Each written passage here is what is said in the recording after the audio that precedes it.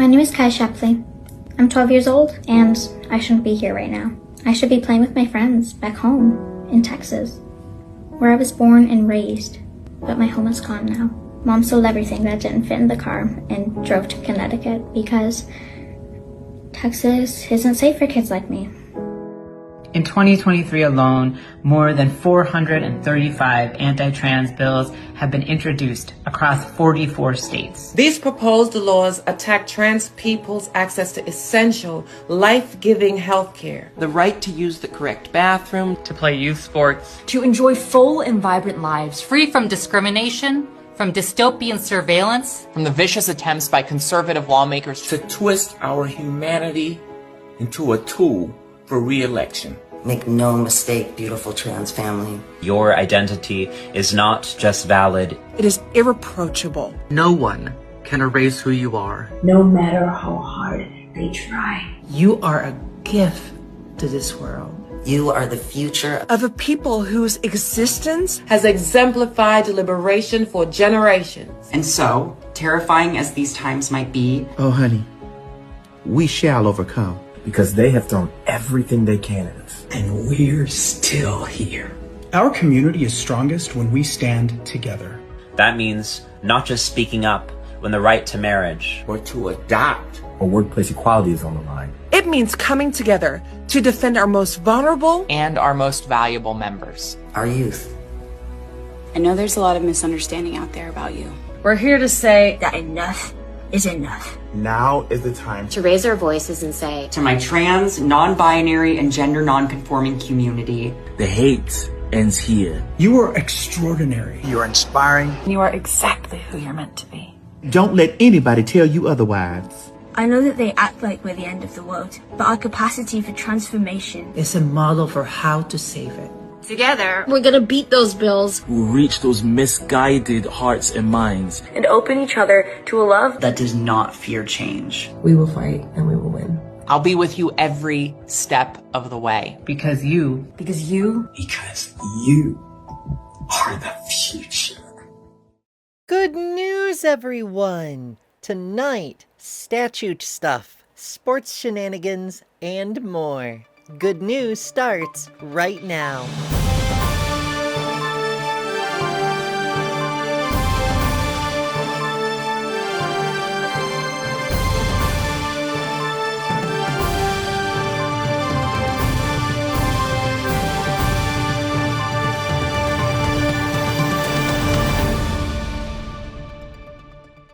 But first, Florida.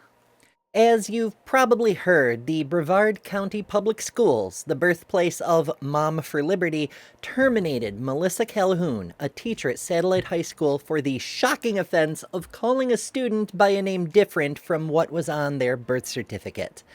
In an era in the United States where improper thought is literally a federal offense, it is interesting that the law invoked to justify the termination claims that for the well-being of the students, it is necessary that all names used in schools must match what is on the person's birth certificate.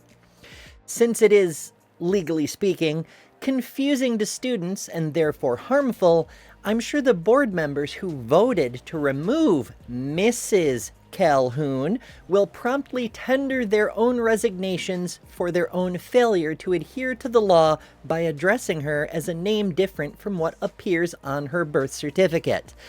The poor students must be traumatized by the impropriety. Meanwhile, the students themselves, they're having none of it. Here's WESH's Megan Moriarty with details. Dozens of students exited Satellite High School on Thursday, gathering near the edge of the parking lot to voice concerns over the district's decision to not renew a teacher's contract for next school year. We're here to really show support for Ms. Calhoun and to show that we are not okay with what is going on and that we truly are upset that we are losing such a positive teacher. The school district says in a statement a parent reached out to report a teacher was referring to their child by a name other than their legal name without their written permission. The district says that violates state law. The law it's referring to is the Don't Say Gay bill. The student in the classroom, I believe, and the teacher should also be protected by our Constitution. From the high school to the corner here at A1A and Jackson Avenue, you can see that parents and students continue to voice their concerns even after dismissal, saying that the removal of this teacher for the following school year isn't right. A petition calling for the reinstatement of Mrs. Calhoun has already gathered over 30,000 signatures. But just as in previous reports concerning the conservative war on teachers and education generally, I'd like to remind Mrs. Calhoun and others that the sane half of the country would be happy to have a capable and caring instructor like her. Board member John Thomas told Florida Today, quote, Brevard Public Schools has a clear responsibility to uphold the law, respect parental rights, and maintain a strong focus on academic excellence in every classroom. It should be noted, that isn't what happened. The school board did not comply with the law and remove Mrs. Calhoun upon discovery of the alleged violation, which, incidentally, had to do with a student's nickname, calling a kid Jim instead of James, for example. Instead, the board voted to not renew Mrs. Calhoun's contract when it expires in May. According to Thomas, they did that because the state may revoke her teaching certification, not because of what she allegedly did. Ergo, the board has gone as far out of their way as they can to avoid anything resembling enforcement of the blatantly unconstitutional law in question. So they're not upholding the law, either the local one or the Constitution. They're avoiding doing so.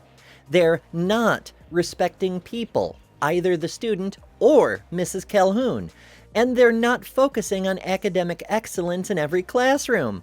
How could they be when they're forcing one of their best teachers out for the advancement of fascist authority? Obey or else, no matter how harmful, is contradictory to the value of excellence.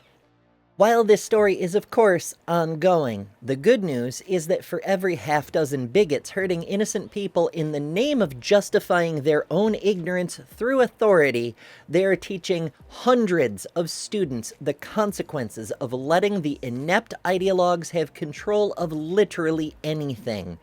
The students are learning, despite the best efforts of the regime, and now, like in Idaho and Austin and so many other places, they're starting to do something about it. Viewers may recall that last year a variation of the so-called bathroom bill was struck down by the courts in Montana. As we here at the TransPositions so frequently remind everyone, an illegal statute can still be enforced until and unless it is challenged and defeated. When one unlawful edict is defeated, unethical legislators can simply pass another one, which will then be enforced until it too can be struck down, and so on. This month, Montana demonstrated this perfectly when the state's new bathroom ban went into effect, replacing the previous defeated version with slightly different wording. Fortunately, this time, the courts were ready for it. Montana District Court Judge Shane Venata ordered the new law be blocked, ruling that it would deprive citizens of their constitutional right to equal protection under the law, citing that, based on criteria established by precedent, it was likely that the plaintiffs in this case would prevail, writing that the new version of the law, quote, is motivated by animus and supported by no evidence that its restrictions advance its purported purpose to protect women's safety and privacy. No evidence is a powerful statement, but it's shockingly true. While we might expect the state to present weak evidence, anecdotal evidence, even fake evidence that hurting some women protects all women, somehow, there's simply nothing. The arguments being offered by the governor's office and the state representatives boiled down to, well, I think this is just common sense. It should be noted, this bill is predicated on another Montana bill's definitions of sex that has also been struck down, which defined sex by both chromosomes and reproductive capacity. Checking either to verify who should be allowed in which facilities, of course, can't be anything other than a huge privacy violation. Additionally, such overly simplistic definitions cannot be applied to real humans. As has been discussed extensively on this channel and elsewhere, some people have one set of chromosomes and the reproductive system typically associated with the other set of chromosomes, or no reproductive capacity at all, or entirely different chromosomal configurations as well as other variations. It can be argued that very probably there are fewer people with textbook perfect alignment between gametes and genitals than people with some variation somewhere in the mix. And we have to say probably because we don't even know. It's never been comprehensively studied. So these legal definitions are making claims that the facts cannot back up.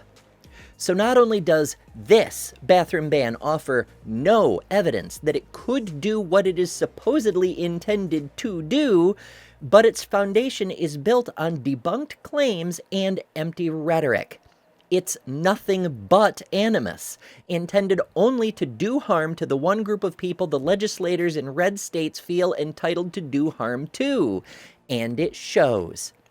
But not every ill-intentioned law proposed, even in Montana, actually makes it past the legislature.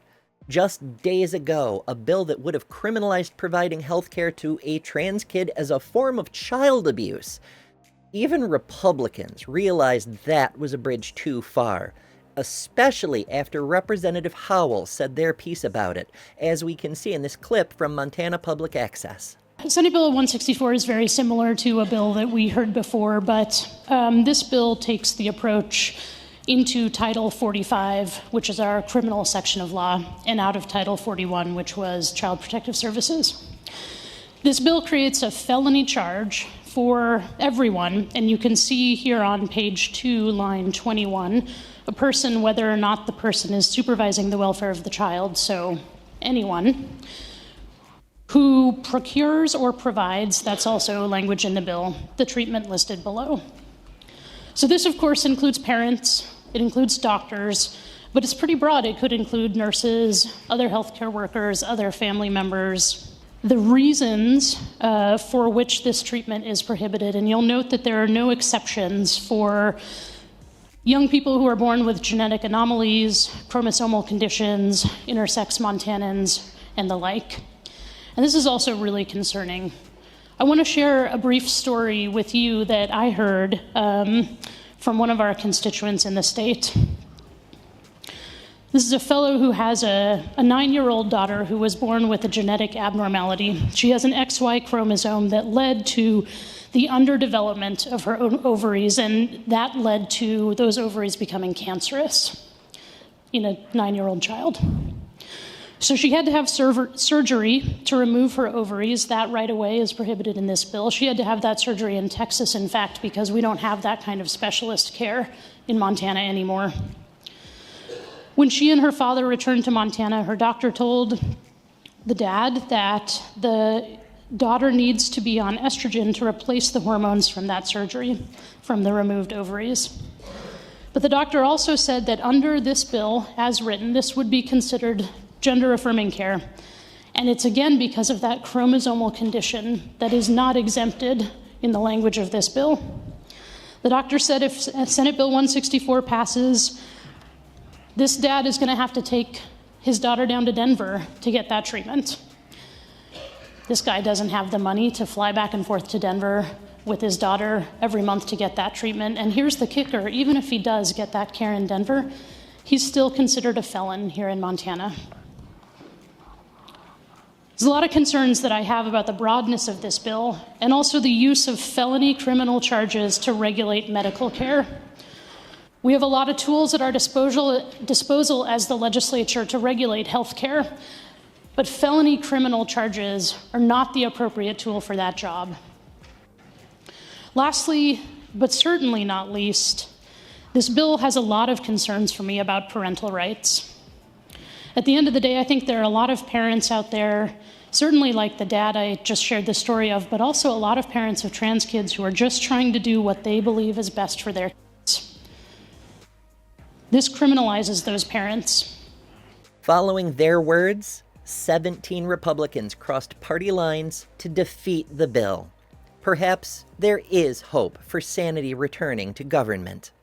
Connecticut has been a leader in human rights and the struggle for equality for a while now. In 2009, the General Assembly passed their bill to codify marriage equality regardless of sex and bring the previous compromise measure, civil unions, up to full status. In 2015, the state enacted a law allowing citizens to change the sex designations on their birth certificate. Now, they've gone and proposed an amendment to the state constitution to enshrine reproductive rights and equality for all. Senate Joint Resolution 35 would explicitly guarantee protections for gender equality, gender identity, sexual orientation, access to health care, including reproductive health care, and bodily autonomy generally. While the existing equal rights protections are quite strong, this amendment would spell out that the already existing right to freedom from discrimination based on sex absolutely includes pregnancy-related discrimination, sexual orientation, gender identity and expression, and health care relating to all of these characteristics. You may recall that New York voters approved a similar amendment last November, as reported on here. Because SJ 35 is also a Constitution-level amendment, it too will require voter approval, meaning the next time it could be on the ballot will be the November 2026 midterm elections. Robin McCallan, Secretary of Connecticut's LGBTQ+ Justice and Opportunity Network, pointed out another reason amendments like these are vitally important, saying, quote, "Enshrining explicit protections for sexual orientation and gender identity in our state constitution sends a powerful message to LGBTQ+ youth that they are valued, protected, and have the right to live authentically." This amendment not only safeguards their legal rights, but also affirms their place in our community, fostering a sense of belonging and security essential for their well-being. That's true. As we've heard time and time again, when a government or other authority singles you out as exempt from protections, it is a signal to the hateful people that it is okay to hurt you. That's bad enough for adults to handle, but kids who already don't have much control over their own lives struggle to even feel like they have a place in society where it's legally encouraged to hurt us. These kinds of protections don't stop hateful people, but it prevents the state from being used to make things worse. Other states with constitutional protections for some or all of these categories include Vermont, Michigan, Nevada, and California, which brings us to California rejects bans. From the Associated Press. California lawmakers won't change state policies allowing transgender kids and teens to play on sports teams consistent with their gender identities amid heated nationwide debates over the participation of trans youth in athletics. Democratic lawmakers on the State Assembly's Committee on Arts, Entertainment, Sports, and Tourism rejected two proposals by Republican lawmakers after hours of impassioned debate and commentary. One bill would have required the California Interscholastic Federation, the governing body for high school sports, to adopt rules banning students whose sex was assigned male at birth from participation on a girls' school sports team. The other would have reversed a 2013 law that allowed students to participate in school programs, including on sports teams, and use bathrooms and other facilities that align with their gender identity. It would have applied to K-12 students and state college students. Democratic Assembly member Chris Ward, the committee chair who leads the legislative LGBTQ caucus, said the bills were part of a broader attack on the rights of transgender youth. He said they could also be invasive to cisgender girls who might be asked to prove their sex. Quote, "I don't think anybody should be gender policing women and girls," Ward said, very uncontroversially. But Republican Assemblymember Bill Essayli, controversially, authored the bill to reverse the 2013 law, said the proposal was actually about fairness, though. Quote, "Biology matters," he said. "Sports are one of the places where that reality is most obvious." Parents and community members urged lawmakers to support trans kids in sports and beyond. Katie Johnson, a parent of a transgender girl in middle school, said it was important to defend the rights and protections of trans kids, such as the ability to use a restroom. Quote, "The facilities ban really sends the message that she is not welcome, and that's just not okay," she said. According to an estimate from the Williams Institute, there are more than 49,000 trans teens under 18 in California. Elena Redfield, the group's federal policy officer, said, quote, "While we know of a few high-profile stories of trans girls who play on teams, we are not seeing evidence that their participation is unfair or harmful. Mostly, these laws appear to be motivated by an anti-transgender bias." At least 24 states have laws on the books barring transgender women and girls from participation in certain women's or girls' sports competitions. Judges have temporarily blocked bans in Arizona, Idaho, and Utah. And in New Hampshire and West Virginia, students who sued those states over similar bans were allowed to continue competing. But the good news is that in California, at least, despite Governor Newsom's sudden hard right turn, these anti-trans bills are toast. And on the note of who competes in which sports, the entire premise of anti-trans sports bans as a foot in the door to stripping us of all human rights is based on just two propositions. One, trans women are men. Two, women suck at sports. Setting aside the huge debunk of trans men excelling in men's sports, like Patricio Manuel, an undefeated pro boxer, just for one example, this misogynistic foundation is just plain stupid. What the intentionally ignorant overlook is that the main reason sports are segregated is due to fragile male egos. And here are some folks from history to exemplify this fact. Madge Sayers was the first woman to compete in the World Figure Skating Championships, which were male only, in 1902. She took the silver medal, and the guy who was awarded the gold tried to give his medal to her because he believed her performance was significantly better than his. The International Skating Union immediately banned women from future competitions. In 1931, Jackie Mitchell, a 17-year-old girl, struck out both Babe Ruth and Lou Gehrig. No woman has ever been allowed to play on a major league team since. In 1945, Babe Zaharias became the first woman to compete in the Los Angeles Open, and no woman was allowed back until half a century later. In 1992, Zhang San won gold in the Summer Olympics for skeet shooting. And the event was immediately split into men's and women's events so a woman could never beat a man again. Then there are instances where the effort to segregate to protect men fails anyway, such as when Nicole Hanselman took part in the Omloop Het Nieuwsblad in 2019.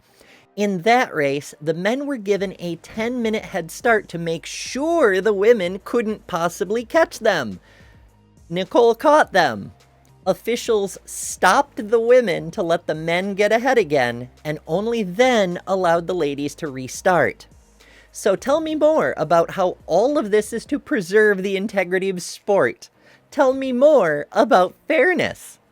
The impression that women are worse at sports isn't because it's true as evidenced by less representation, it's the intentional effort to prevent representation, to erase the abilities of women that creates the illusion we're less capable.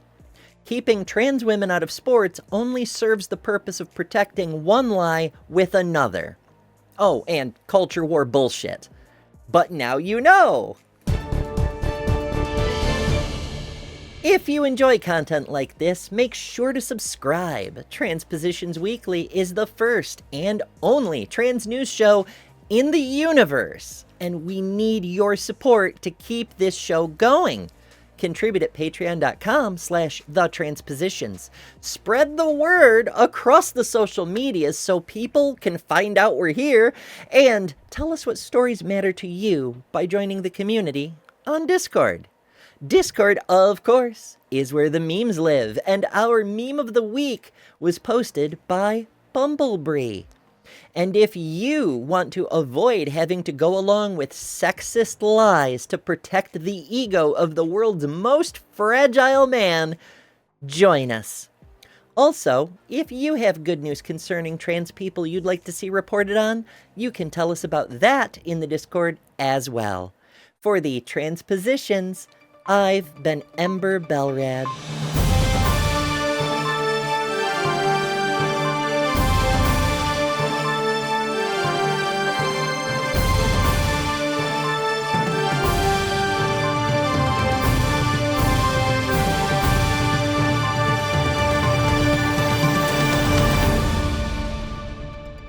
You know, for a while when I first started transitioning, people would look at me and they're probably like, girly boy, probably. And now, I'm finally at that stage where they see me and they're like, enemy of the state. Yay.